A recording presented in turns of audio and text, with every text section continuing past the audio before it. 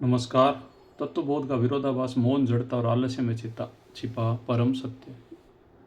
श्लोक है कि अयम तत्वबोध वांगिम प्राज्ञ महोद्योगम जन्म मूक जड़ाडलसम करोति। मानव चेतना के सबसे गहरे और सबसे भयावह रहस्य को उद्घाटित करता है। आत्मज्ञान का प्रभाव बाह्य जगत की सभी सक्रियताओं का पूर्ण विरोधी है, पर यह विरोध विनाश नहीं है, अपितु परम सर्जन का मूल है। जब हम कहते हैं कि यह ज्ञान वाक्पटु को मूक गूंगा बना देता है, तो इसका अर्थ यह नहीं कि वह बोलने की शक्ति खो देता है, बल्कि यह है उसे यह बोध हो जाता है कि जिस सत्य का अनुभव उसने किया उसे शब्दों के संकीर्ण दायरे में बांधना असंभव है।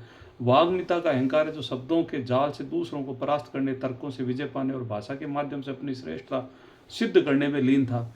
वह इस ज्ञान की एक झलक मिलते ही ध्वस्त हो जाता है। ज्ञान शोध बताते हैं कि मस्तिष्क का वाम गोलार्ध, लेफ्ट हेमिस्फीयर, जो भाषा, तर्क और विश्लेषण का केंद्र है, जब तक सक्रिय रहता है तब तक द्वंद्व ड्यूअलिटी में ही जीता है। पर जब आत्मज्ञान की अवस्था में मस्तिष्क का दक्षिण गोलार्ध, राइट हेमिस्फीयर, जो समग्रता, मौन और अनुभूति का केंद्र है, प्रदान हो जाता है, जो वाचालता स्वतः ही समाप्त हो जाती है, क्योंकि अब कहने वाला और सुनने वाला बीच की दूरी मिट चुकी है। ज्ञानी देखता है हर शब्द एक सीमा है, हर परिभाषा एक कारागार है, सत्य तो अनिर्वचनीय है, अनएक्सप्रेसेबल है, इसलिए कोई मूक नहीं बनता, वह मौन ही बन जाता है।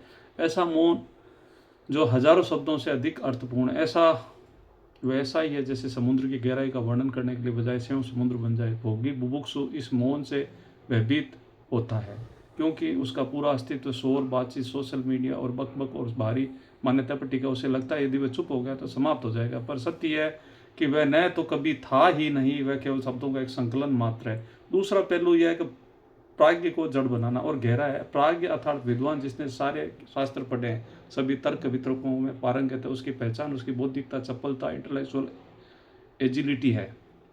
एजिलिटी में है, पर उसे आत्म साक्षात्कार हो जाता है तो उसकी सारी चपलता बेमानी हो जाती है। जड़ शब्द को नकारात्मक रूप में लेना भूल होगी। जड़ का अर्थ है पर्वत की तरह स्थिर, पृथ्वी की तरह अडिग, वृक्ष की तरह गहरे में धंसा हुआ। यह वह अवस्था है जहाँ मन की चंचलता, क्रेजीनेस ऑफ माइंड पूरी तरह शांत हो जाती है। न्यूरोसाइंस में इसे डिफ़ॉल्ट मोड नेटवर्क कहते हैं। डिफ़ॉल्ट मोड नेटवर्क, DNM, का शांत होना कहते हैं, जो मस्तिष्क का वह भाग जो बिना किसी बाह्य कार्य के भी आत्म संदर्भित विचारों, सेल्फ रेफरेंशियल थॉट में उलझा रहता है। जब यह नेटवर्क शांत हो जाता है तो विद्वान का मैं का अहंकार ढह जाता है और मैं जानता हूँ की स्थिति में नहीं रहता, बल्कि उसे मैं ज्ञान हूँ की स्थिति में आ जाता है। यही जड़ता, ऐसी स्थिरता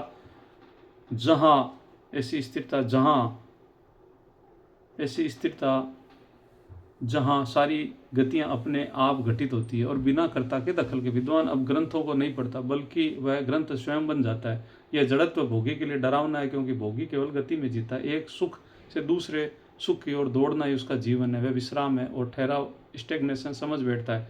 वह नहीं जानता कि ब्रह्मांड की सारी शक्ति स्थिरता के गर्भ में ही छिपी होती। ब्लैक होल की गहराइयाँ स्थिर है, फिर भी पूरे ब्रह्मांड को खींचती है। सूर्य स्थिर दिखता है, फिर भी सारे ग्रहों को घुमाता है। यह वही स्थिरता, यही जड़ता है, असली सामर्थ्य है। और प्राज्ञ का इस सामर्थ्य में पहुंच जाता है, इसलिए उसकी बाहरी चतुराई समाप्त हो जाती है, जो भोगी को आत्मज्ञान को त्यागने पर मजबूर करती है। तीसरा भोगी महाध्योगी को आलसी कर देता है। आधुनिक मनुष्य के लिए सबसे कठिन है। हमारी पूरी सभ्यता उद्योग, परिश्रम और असफलता के डर पर टिकी है। हम हार्ड वर्क को, हसल कल्चर और ग्राइंड की पूजा करते हैं, पर यह ज्ञान कहता है कि सच्चा उद्योगी भी उसी क्षण आलसी हो जाता है जब उसे पता चलता है कि कर्ता, करनी और कर्म तीनों एक ही सत्ता के खेल है। वह आलस्य को कोई साधारण आलस्य नहीं है। जब व्यक्ति सोफे पर पड़ा चिप्स खा रहा होता है, यह वह दिव्य आलस्य जिसे पूर्वी परंपराओं में प्रयत्न का विश्राम कहते हैं। गीता में श्री कृष्ण कहते हैं योगस्ते कुरु कर्माणि, योग में स्थित होकर कर्म करो। इस योग का अर्थ है कि कर्तापन के अहंकार से मुक्त होना। जब यह मुक्ति हो जाती है,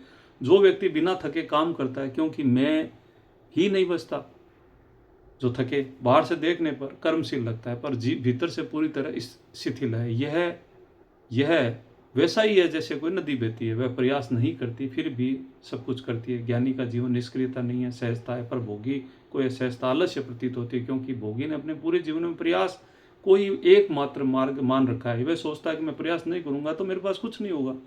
वह नहीं जानता कि ब्रह्मांड इतना विशाल है कि छोटी छोटी सी दौड़ से कोई फर्क नहीं पड़ता। तब यह बोध हो जाता है कि वह सब कुछ पहले से हो रहा है और होता रहेगा तो उद्योगी को सारी भागम भाग एक मूर्तापूर्ण नृत्य लगने लगती है। वह हंसता है और बैठ जाता है। ये बैठना आलस्य नहीं, परम विश्राम है। और इसी विश्राम में पहली बार वह देख पाता है कि जिस संसार को बदलने के लिए दौड़ रहा था, संसार तो उसके भीतर है। सबसे महत्वपूर्ण प्रश्न है, अतः वो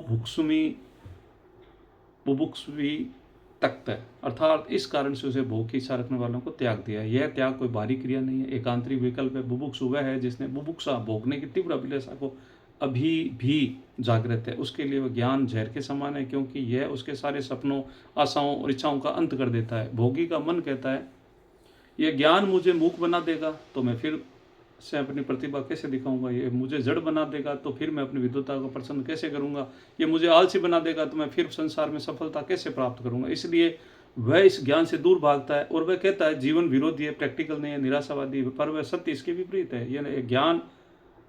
यह ज्ञान जीवन विरोधी नहीं है, अपितु मृत्यु विरोधी है। यह अहंकार की मृत्यु जो सबसे बड़ी मृत्यु है। भोगी अपने अहंकार को बचाने के लिए इस ज्ञान को त्यागता है, पर वह ज्ञान उसके लिए सबसे बड़ा नुकसान है। यह विषय वासना के चक्र में ही उलझा रहता है। हर सुख के बाद दुख का नमक चाटता है, फिर भी समझता है कि अगला सुख ही उसे तृप्त करेगा।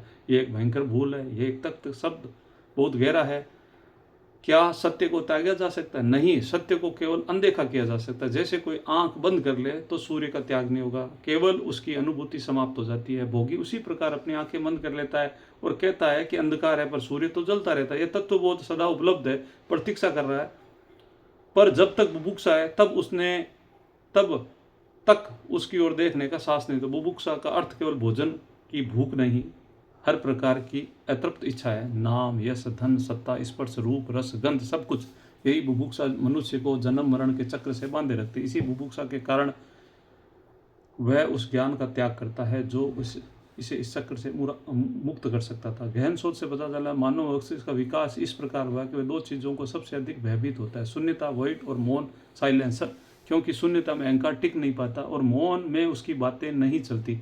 यह तत्वबोध मनुष्य को सीधा उसकी शून्यता की ओर ले जाता है, मौन में ले जाता है, जहाँ उसके वास्तविक स्वरूप मिलता है। इसलिए बुभुक्षा इसे त्यागते हुए इस ज्ञान को छोड़कर दूसरे ज्ञानों, तकनीकी ज्ञान, सामाजिक ज्ञान, वैज्ञानिक ज्ञान की ओर दौड़ते हैं, क्योंकि वे ज्ञान उनके अहंकार को पोषित करते हैं, उनकी इच्छाओं को औचित्य देते हैं। पर ये बाह्य ज्ञान है, ये मनुष्य को सुखी नहीं बना सकते, केवल व्यस्त रख सकते हैं। और व्यस्तता ही आधुनिक मनुष्य का नया नशा है। वह इस नशे में इसलिए रहना चाहता है क्योंकि होश में आने पर उसे अपनी असलियत देखनी पड़ेगी, क्योंकि वह अकेला है, सीमित है और अंततः उसे सब कुछ छोड़ना ही है, छोड़ना पड़ेगा। दृश्य इतना भयावह है कि वह इस ज्ञान को बेकार कहकर त्याग देता है, पर उसकी एक त्याग की क्रिया ही उसकी सबसे बड़ी विडंबना है। वह जिस चीज़ से भाग रहा है वही उसे मुक्ति दे सकती है। यह श्लोक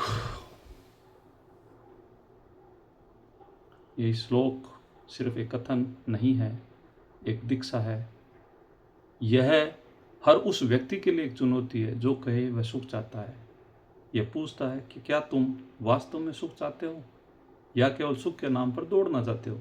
यदि सचमुच सुख चाहते हो तो इस मूक, जड़, आलसी और बुभुक्षुओं द्वारा त्यागे गए इस ज्ञान को अपना लो।